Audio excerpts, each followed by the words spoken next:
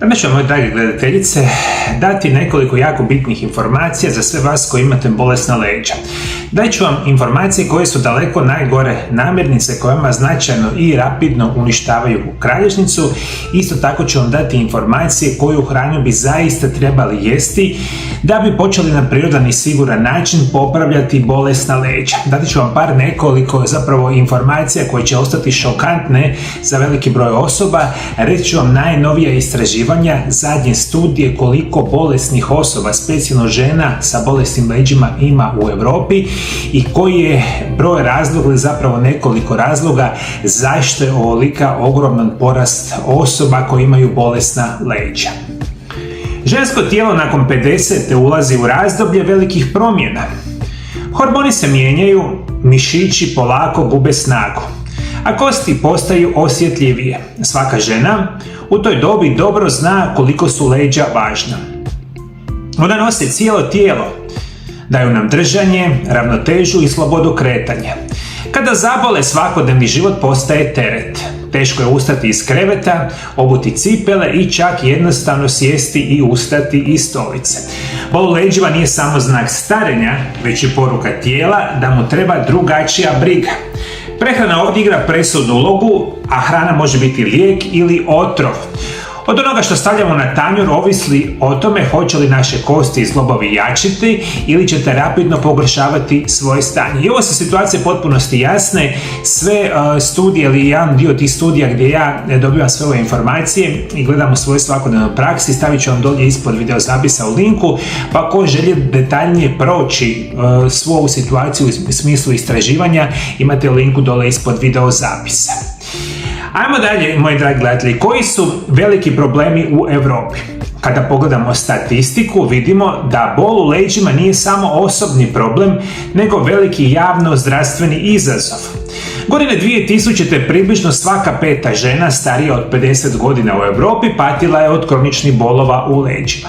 To je bilo oko 22%. 25 godina kasnije, odnosno 2025. godine, taj broj se popeo na gotovo 35% osoba. To znači da je danas svaka 3. žena iznad 50 godina stalno suočena sa bolom u kralježnici. Razlozi su mnogostruki osjetilačkog načina života, loše prehrane, viška kilograma, osteoporoze, degenerativnih promjena, a jedan od najgorih razloga, zapravo broj 1 i broj 2 razlog zašto imate toliko problema sa leđima, biti će enormno gutanje kemijskih sintetskih lijekova. Prije svega sve vaša bolesna leđa lečite na 3 načina koji vama značajno pogoršavaju zdravlje. Prvo se nazivaju nesteroidni protuupalni lijekovi, to je nešto kao i brufen.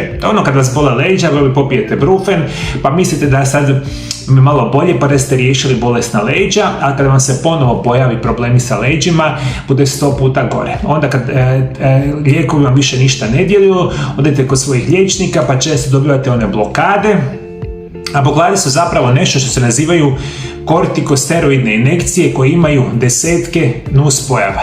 I kada mjesecima i godinama ne znate što jedete, odnosno jedete lošu hranu koju ću vam sad opisati, kada kontinuirano uzimate kemijske lijekove, injekcije i zadnja opcija najčešće ljudi završe na operacijama. I ovako prolazi 99% osoba. Ja bi stvarno to trebao najbolje znati jer liječim bolesna leđa 25 godina. Ja sam davno shvatio kada uzimate kemijske sintetske lijekove, kada ne znate što je zdrava prehrana, što je loša prehrana, vi ćete sigurno rapidno pogoršati zdravlje. Još samo informacija za kraj. Broj 1 uzrok invalidnosti u žena nakon 50. godine bit će bolesna leđa i osteoporoze. I tu ste svi, moji dragi gledatelji, vi samo i dalje nastavite jesti što vam padne na pamet, misleći da to nema nikakvog utjecaja, i samo dalje nastavite bez razmišljanja uzimati kemijske sintetske lijekove na upute vaših liječnika i onda ćete vidjeti kakva će situacija biti. Ajmo dalje, moji dragi gledatelji, idemo danas govoriti koji su namirnice apsolutno katastrofa za bolesna leđa. I možemo reći da bol u leđima nije uvijek rezultat samo godina genetike, nego često dolazi izravno iz tanjura. Ono što svakodnevno jedemo može biti najveći neprijatelj naših kostiju, mišića i zglobova. Postoje namirnice koje potiču kroničnu upalu, crpe minerale iz organizma i ubrzavaju propadanje kralježnice.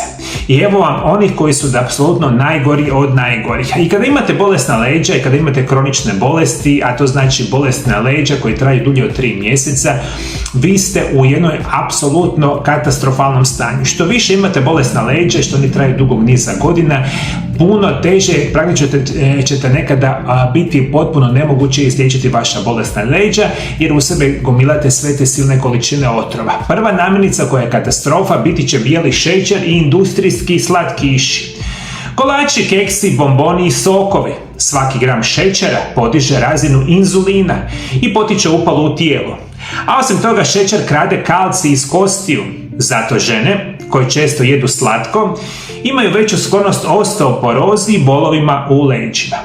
Drugi veliki opasnost je rafinirano brašno i peciva. Bijeli kruh, kroasani, tjestenina i pizza iz pekare. Oni nemaju vlakana niti vitamine, već tijelu stvaraju kiselo okruženje. Da bi se neutraliziralo, tijelo troši kalcij, magnezij, baš one minerale koji su kralježnici najpotrebniji. Prevedeno znači, otprilike 95% moderne prehrane i specijalno isto tako vas žena, ali generalno osoba diljem svijeta, biti će industrijski prerađena hrana. Što znači industrijski prerađena hrana? To znači da ove namirnice koje vi kupujete, koje su zapakirane, koje su krcate brašnom, šećeru, solju i desecima tisuća drugih kemikalija, mi to najviše jedemo. I molim vas da ne budete u zabludi misleći, ako je vaša svakodnevna prehrana, ono što svakodnevno kupujete iz trgovine bez razmišljanja, da je to nešto sasvim normalno i zdravo. Danas mi 100% znamo, koliko god vas reklame navodile, mi danas živimo u vremenima kada mi abnormalno puno trošimo novaca na štetnu, katastrofalnu hranu.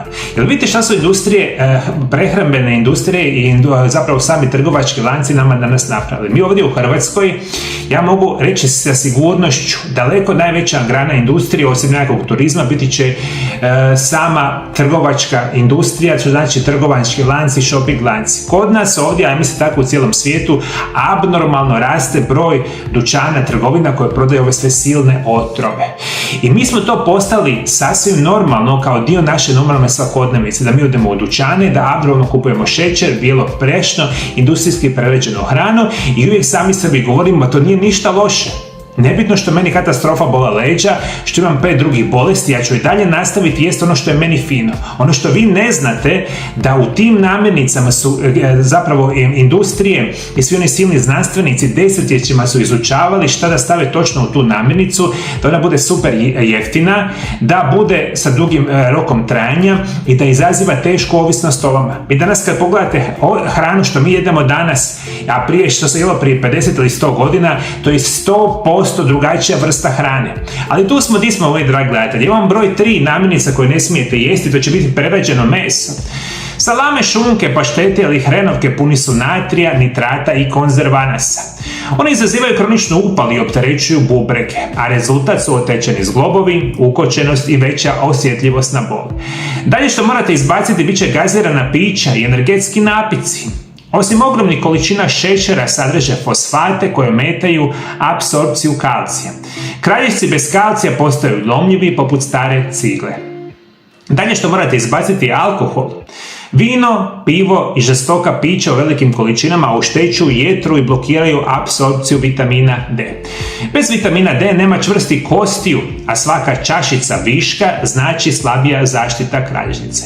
Apsolutno morate izbaciti prženu hranu. Pomfri, pržena piletina, kroketi, puni su transmasnih kiselina koji izazivaju upal. Te masnoće dugo ostaju u tijelu i ometaju regeneraciju tkiva. Te morate izbaciti margarine i hidrogenizirane masti, koje se često nalaze u keksima, krekerima, industrijskim namazima. Ove umjetne masti doslovno cementiraju upalu u zglobovima. Ako jedete preveliku količinu, recimo sami soli i zapravo šećerom je skoro u svim mogućim namirnicama, abnormalne količine šećera. Evo mi jedna jako interesantna informacija. Znate li vi, moji dragi gledatelji, koliko je normalna količina šećera u našem tijelu? Dakle, mi u našem tijelu imamo određenu količinu šećera. I kad bi sad došli jednu osobu od 50 godina, žensku osobu koja ima zdravu razinu šećera u krvi, i kad bi kompletno izvukli taj šećer iz krvi, dobili ga jednu malu kockicu. Jedna mala kockica šećera, to je normalni šećer u našem tijelu. Da li znate koliko odrasla ženska osoba preko 50 godina, a to je zapravo i za sve odrasle osobe, dnevno danas pojede šećera. U modernoj prehrani 63 kocke šećera. Još jednom napominjem, normalna razina šećera u krvi će biti 1 kockica, a mi danas prosječno pojedemo 63 kocke šećera. Gdje mi pojedemo 63 kocke šećera? U pecivima, u kolačima, u sokovima, zapravo u svim onim prerađenim krasnim namirnicama. Vama praktično samo u jednom soku ili Coca-Coli u pola litra ima skoro 20 kašika šećera. I što taj šećer nama radi? Kompletno uništava naše zdravlje. Apsolutno, morate izbaciti brzu hranu kao što su hamburgeri, hot dogovi, pice iz restorana, brze hrane. Puni su skriveni šećera, soli, transmasti i aditiva.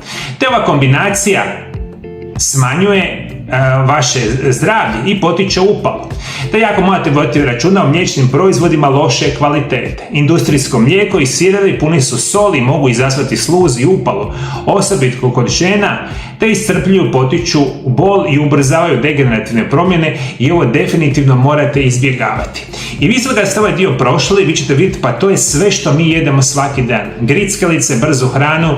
Jel vidite, moji dragi gledatelji, koliko dućana ima danas u svijetu, koliko restorana brze hrane ima? Ajde, molim vas, pogledajte. Šta mi danas jedemo? Meni dođe da plačem kada prođemo, ne znam, pored nekakvog shopping centra i kad stoji 50 ljudi u redu da kupi picu, hamburger, pomfrit i još zaliju sa pola litre kole. I ona posljedica svega toga je abnormalno oboljevanje kompletnog stanovništva naše, zapravo cijele planete Zemlje. Ali danas govorimo o bolesnim leđima. I ovo sve što sam nabrajao trebate izbaciti iz vaše svakodnevne prehrane da bi imali šansu da ozdravite vaša bolesna leđa. Ili to zapravo nemojte izbaciti, pa onda ćete vidjeti šta će biti za nekako određeno vrijeme. Vjerujte, ovo je moja topla preporuka. I sad veliki broj vas kao i uvijek će reći što da ja sad jedem kada ja ne mogu ovoliku količinu otrova jest svaki dan. Jer je to moja svakodnevna prehrana. Pekarski proizvodi, pice, hamburgeri, sendviči, kobasice, sirevi, salami, ja to svaki dan jedem. Šta tu ima toliko lošeg, ali tako? Moji dragi gledatelji, prvo što ću vam reći, počnite manje jesti. Još jednom napominjem, počnite manje jesti. Jer mi danas jedemo 3, 4, 5 puta dnevno, što je katastrofa za naše zdravlje. Počnite prije svega prakticirati nešto što se naziva isprekidani post. Isprekidani post je najzdraviji režim prehrane na svijetu i to zapravo nije režim prehrane, nego to je naš genetski materijal koji danas savršeno funkcionira kada jedemo 1 do 2 obroka dnevno. I ciljano zdrave obroke, koji ću vam malo kasnije jesti, što trebate jesti. Vi nikako ne bi trebali jesti doručak, ručak, večeru, među obroke i to generalno gomilate ovoliku količinu otrova svakodnevno. Posljedica svega toga je eksplozija bolesnih leđa i invalidnosti od bolesnih leđa, specijalno kod vas žena. I vi ako do 50. godine, vjerujte mi na riječ, vi ste stavili desetke zapravo godina otrova u vaše tijelo. Vi kad dođete u 50. sve počinje ići na lošije, jer vaše tijelo čak kada je super zdravo, ićete sigurno na lošije. I zapravo posljedica svega toga budu abnormalne promjene. Ono što ću vam preporučiti, 1 do 2 obroka dnevno i onda ciljano želimo reći hranu koja je nama izvanredna. Srećom, priroda nam nije ostavila prazne ruke. Ona nam je darovala obilje plodova, začina i ulja koji nisu tu slučajno. Svaka od ovih namirnica krije u sebi iscijeliteljsku snagu. Kada ih unesemo u svoj organizam, one postaju naš saveznik, te pomažu nam da se borimo protiv boli, obavljamo tkiva i vraćamo pokretljivost. Moja prva preporuka, namirnice koje su vam jako dobre za bolesna leđa, biti će losos i druge masne ribe. Omega-3 masne kiseline iz lososa, sardine i skuše djeluju poput prirodnog lijeka. One gase upalne procese koji napadaju kralježnicu i zglobove, a istovremeno hrane moždane stanice i poboljšavaju raspoloženje. Kada žena nakon 50. unese ribu nekoliko puta tjedno, osjetit ćete kako tijelo postaje gibkije i ukočenost popušta. Specijalno divlje ulovljena masna riba vam je super, a svi koji to sebi nikako ne možete priuštiti, sigurno si možete kupiti one male konzervirane ribe kao što su sardine, lososi i slične u maslinovome ulju. To je isto jako dobra verzija jer uopće nije skupo i ako toga pojedete tjedno 1 do 2 puta ili napravite nekakvu pravu krasnu ribu, ona je savršena za vaša bolesna leđa. Dalje što želite u svoje tijelo unositi biti će ciljani organski orašasti plodovi. I kad razmišljamo o orašastim plodovima, uvijek kupujete organske, čiste, krasne, 100% organske orašaste plodove, kao što su bademi, orasi, lješnjaci, pistaci i slične vrste orašastih plodova. Njih dnevno pojedete koliko vam stane u jedan šaku. Dakle, jedna štaka, recimo oraha ili badema, dnevno pojedete, savršena situacija za vaše zdravlje. Samo mora biti, rekao sam, 100% organski proizvod, super vam može pomoći. Dakle, riba, orašasti plodi su vam super. Dalje ćemo razmišljati da jedete zeleno listnato povrće, poput kelja, špinata i blitve. Svaki list je poput male ljekarne, puni su vitamina K koji sprečava gubitak koštane mase i jača kralješke. Te žene koje redovito jedu listnato povrće imaju manji rizik od osteoporoze i manji bolova u donjem dijelu leđa. Ako ću vam išta preporučiti, ako išta trebate u životu zapamtiti, prioritet vaše prehrane treba postati povrće. Kada drugi puta uđete u dućan, bilo kakav dućan, sve ostalo zaobiđite osim onog sekcije gdje imate voće i povrće. I voće i povrće, koliko god ono bilo špricano i koliko god smatrate da je otrovno, opet je 99% bolje nego da kupite sve one ostale stvari u dućanu. I kada drugi puta ođete u dućan, onda odite i kada imate bolesna leđa, nakupujte najviše moguće povrća, jer povrće vam treba biti otprilike 70% svakodnevne prehrane. Povrće, zeleno listnato povrće je fenomenalno, od zelenih salata do blitve, sličnih vrsta povrća fenomenalno. Međutim, i druge vrste povrća su super, još jednom vam navodim. Pošto vam je šansa da kupite organsko zdravo povrće minimalno, onda uđete u ono špricano. I ono špricano vam je opet puno zdravije, to zapamtite, nego da pojedete picu. Ako pojedete kilu zelene salate koja je špricana i loša i pojedete kilu pice, što mislite što je za vas bolje? Povrće vam je super, zeleno listnato povrće vam je super, sve što možete tamo kupujte. Od češnjaka, luka, do tikvica, svih onih cvjetače, što god zamislite, povrće vam je super, isto tako i voće u umjerenim količinama je savršeno, samo što voće, jabuke, naranče, borovnice, recimo šumsko voće vam je najzdravije voće na svijetu, super ću vam preporučiti za bolesna leđa. Kupine, maline, borovnice, jagode, kupujte za Boga miloga. Kupite svježe, možete kupiti smrznuto, nije problem. Šumsko voće, uzmete šaku šumskog voća, stavite u blender, u njega dodate malo kefira, problendate, popijete kao napitak dnevno, savršeno za vaša leđa. Jeste me shvatili, moji dragi, da je riba, savršene orašasti plodovi su vam super, povrće je super, voće vam je super, idemo dalje. Preporučit ću vam specijalne začine kao što su kurkuma i džumbir. Specijalno kurkuma koji je začin sa istoka, a njegov aktivni sastojak je kurkumin koji snažno smanjuje upalu i bol. I za razliku od sintetskih lijekova, kurkuma ne oštećuje želudac niti jetru, već djeluje blago, a istodobno snažno. Kada ujutro započete dan sa toplim napitkom od kurkume, limuna i meda, u tijelu se polako gasi onaj dio problema vezanih za upale, što je izvanredno bitno za reći. Većina začina su fenomenalna, začini su genijalni jer jako malim količinama vam značajno mogu pomoći. Kurkuma, džumbir, papar, rekao sam češnjak, ružmarin, timijan, dakle što god možete zamisliti, slobodno začinjavajte prehranu, bit će ovo super. I za kraj ću vam reći što je dobro za vaša leđa, bit će zdrave masnoće. Zdrave masnoće podrazumijevaju maslinovo ulje, kokosovo ulje, bademovo ulje, orašasto ulje, od orašastih plodova ulje, avokado ulje, slične vrste zdravih ulja su super i njih možete svakodnevno konzumirati. I onda svoju prehranu bazirate na 1 do 2 obroka dnevno, jedete najviše povrća, ovo sve ostalo u umjerenim količinama i dajte si šansu da vaše tijelo ozdravi. I za kraj, moji dragi gledatelji, želim se ostaviti sa jednim dijelom iz same Biblije. Pročitat ću vam jedan dio koji se naziva Obeščašćujte svete tvari. Hrana može biti dvosjekli mač, ona nas može liječiti, ali nas može i razarati. Ako biramo rafinirano, prerađeno i umjetno, tijelo trpi, a bolovi postaju svakodnevnica. No ako biramo ono što dolazi iz Božje ruke, ribu iz mora, ulje iz masline, orahe iz drveta, te začine iz zemlje, tada tijelo cvjeta i ozdravlja. U Evanđelju po Mateju 7.6 stoji: ne dajte svetinje psima. Ne bacajte svoje biserije pred svinje, da se pošto ga pogaze ne okrenu te vas rastrgaju. Ovaj biblijski stih donosi duboku poruku. Svetinje i biserije nisu samo materijalne stvari. One predstavljaju ono što nam je najdragocjenije, naše tijelo, zdravlje, dušu i vjeru. Kad se ne brinemo o svom tijelu, kada ga trujemo lošom hranom, lošim navikama i nebrigom, tada činimo upravo ono što nas Sveta pismo upozorava. Bacamo svoje biserije pred svinje. Dopuštamo da se dar života gazi i uništava. No ako čuvamo svoje tijelo kao hram, ako ga hranimo čistim i zdravim, tada svjedočimo poštovanju prema Stvoritelju koji nam je darovao. Svaka zdrava odluka, svaka porcija hrane koja gradi umjesto da razara čini zahvalnost Bogu. Hrana nije samo gorivo, ona je molitva i lijek. I znak je mudrosti. I kada biramo dobro, činimo nešto više od brige za sebe.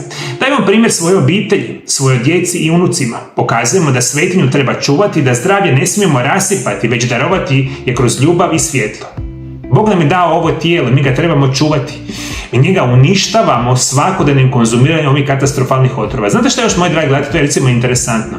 Da li znate da ove sadašnje generacije su najbolesnije ikada? Govorimo od najmanje djece pa sad do najstarijih. To je katastrofa.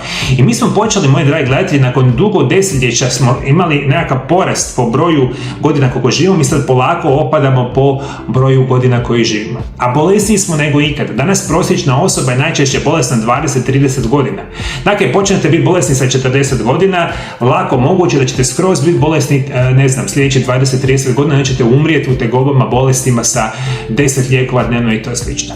Kako bih vam rekao, moji dragi gledatelji, ja vam to gledam svaki dan. To je moja svoja svakodnevica i najžalije od svega toga je što svi tražite adekvatnu pomoć onda kada je zadnje. Mene u ordinaciju najčešće zovete i to valjda 99% osoba koje me zove kažu: bio sam kod 20 liječnika, popio sam kamion lijekova, dobio sam 100 injekcija i sad mi prijeti operacija i sad vi, Mario, izliječite me. Jer ja ne vjerujem ništa u zdrav način života i prirodne lijekove, jer je to nešto bez veze, ali je ovo sve što sam do sad radio, pokušao sam, 20 liječnika, ništa mi nije pomoglo. Sada vi kada sam pred operaciju pomažite. I pomažite odmah ako je moguće, u roku jedne minute, dvije, i onda da želim biti zdravi. Niti jedna bolest, tako ni kronična bolest leđa se ne liječi brzo. I molim vas, ovo zapamtite. Svatko ko vam prodaje priču da će vas super brzo izliječiti od vaših bolesti vam laže. I mi danas živimo u svijetu ogromnih laži. I svi vam podmeću, popite tabletu, dobite injekciju, namažite se kremom i ćete biti zdravi. I vi ćete sve vjerovati nego što ćete vjerovati zdravom načinu života i prirodnim lijekovima. A za sve vas, moji dragi gledatelji, imam par samo informacija za kraj. Koji uistinu želite naučiti nešto više o zdravom načinu života i prirodnim lijekovima i želite upititi moje znanje 25 godina rada s pacijentima, preporučit ću vam moje 3 knjige. Ja sam autor 3 knjige. Prva se knjiga naziva Isprekidani post tajna zdravlja dugovječnosti i ove druge 2 knjige se nazivaju Čudesni prirodni lijekovi, prvi i drugi dio.